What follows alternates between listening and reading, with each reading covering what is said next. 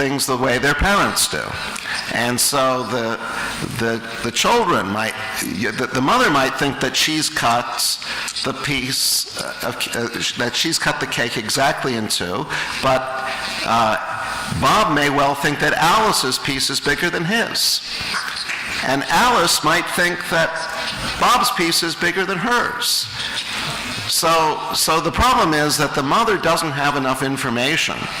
She doesn't know how the children see the cake, and so she can't solve this problem on her own. But the question is there a mechanism for solving the problem? And it turns out that there is such a mechanism. In fact, this mechanism was described thousands of years ago. It's a very old mechanism. It was described in the Western Bible.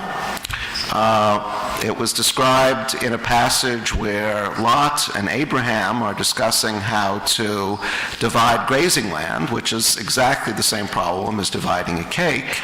And the Bible provides the solution. And the solution is for one of the children, say Bob, to take the knife and divide the cake in two, and for the other child, Alice, to choose which piece she wants among the two that Bob has cut for herself. Now, I claim that this solution works, and the reason it works is that when Bob cuts the cake, he has the incentive to make sure that whichever piece Alice takes, he's happy with the other one. Why does he have this incentive? Because he knows that if he cuts the cake unevenly, Alice is going to take the bigger one. So, because Alice wants more cake. So Bob is going to cut the cake so that no matter which piece Alice takes, Bob thinks that the remaining piece is exactly half the cake. So he will be happy because he's getting at least half the cake, and Alice will be happy because she gets to have her favorite piece, the piece that she thinks is bigger. So that solves the problem. So that's an example of what people like me who do mechanism design try to arrange. Notice that in this case, the mechanism designer, the mother, couldn't do this on her own. She had to go to this indirect mechanism. The mechanism was one child divides and the other child chooses.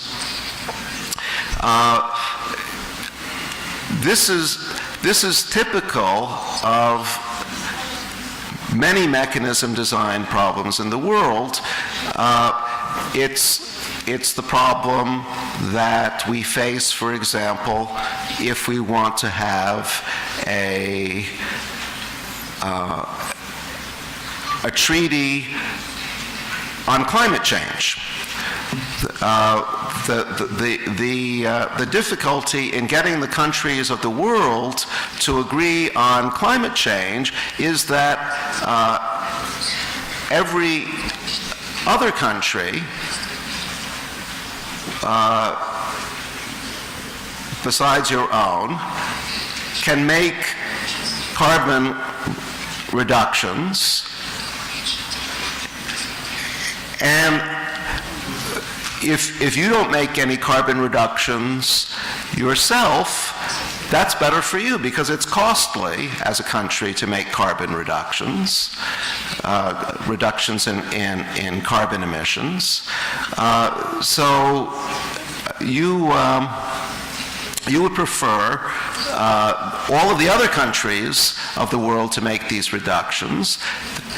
But if each country thinks this way, there are not going to be any carbon reductions. So you need to have a mechanism, a treaty, for determining how much each country reduces its carbon emissions to avoid having a problem with climate change. But the problem in designing such a treaty is you don't know how much it's going to cost each country to make these reductions.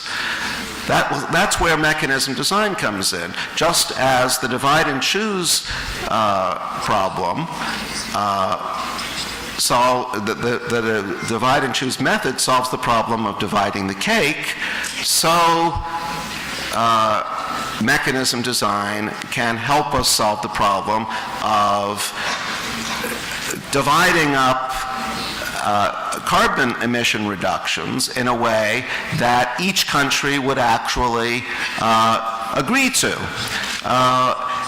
Now, this problem has not yet been solved. We don't yet have an international treaty on carbon emissions, but I'm confident that with all of the young people in the audience, that there will be plenty of sharp minds at work on this problem in the years to come, and the next time that I visit Astana, you will have solved the problem.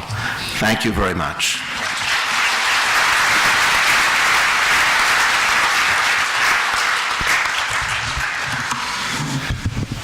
Спасибо, господин Маскин. Мы завершаем запланированную часть нашей конференции.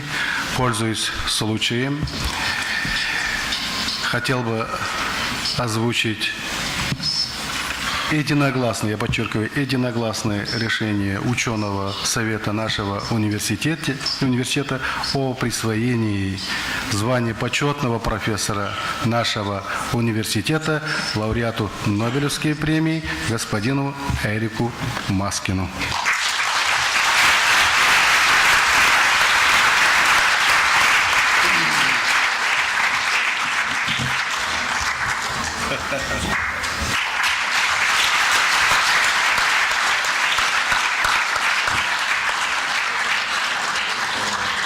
У нас количество почетных профессоров так же немного, как и Нобелевские лауреаты.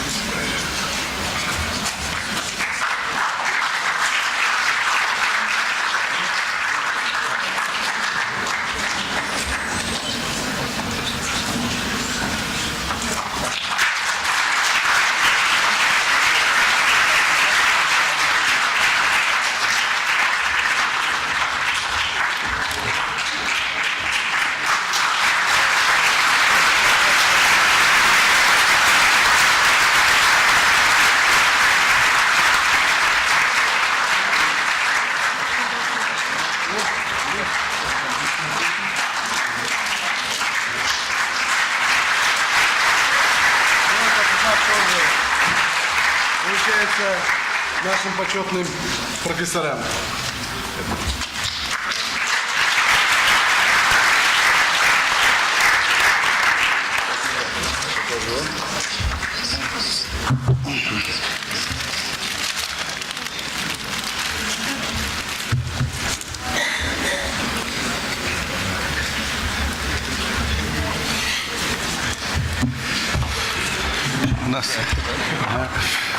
У нас впереди обед.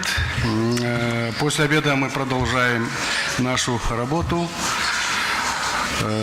Панельные дискуссии на различные темы, презентации, кофе-брейк, шоу-кейс, ужин в банкетном зале. То есть мы продолжаем еще работу. Спасибо. Пожалуйста, Михаил Васильевич.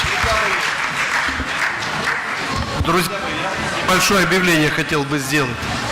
Я еще раз хотел бы напомнить о том, что мы в 4 часа начинаем обсуждение работ претендентов на молодежную Нобелевскую премию. Значит, у нас выступят претенденты Франции, Англии, Нидерландов, России. Значит, просим проявить особый интерес. Спасибо. И бал дружбы, посвященный Нобелевскому лауреату молодежному. Приглашаем. Почетный профессор.